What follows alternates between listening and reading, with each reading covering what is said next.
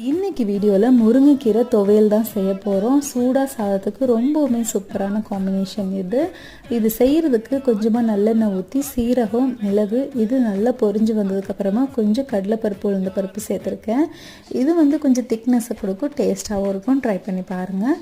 கூடவே 2 வரமிளகா காரத்துக்கு கொஞ்சமாக கருவேப்பிலை, சின்ன வெங்காயம் 1 கப் நான் வெட்டி வச்சுருக்கேன். அதுவும் போட்டு நல்லா வதங்கிறதுக்கு தேவையான அளவு உப்பையும் போட்டு அது கூடவே க்ளீன் பண்ணி வச்சுருக்கிற முருங்கைக்கீரையும் போட்டு நல்லா வதக்கிக்கோங்க. இது நம்ம துவையலாக அரைக்கத்தான் போகிறோம், ரொம்ப வதங்கணும்னு இல்லை.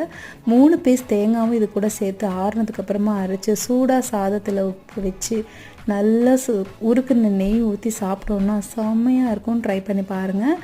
குட்டீஸ்க்கு கண்டிப்பாக இது ரொம்ப பிடிக்கும். கீரைன்னு அவங்களுக்கு தோணாது, ஈஸியாக டைஜஷனும் ஆயிரும். ட்ரை பண்ணி பாருங்கள். தேங்க்யூ. இன்றைக்கி வீடியோவில் முருங்கைக்கீரை துவையல் தான் செய்ய போகிறோம். சூடாக சாதத்துக்கு ரொம்பவுமே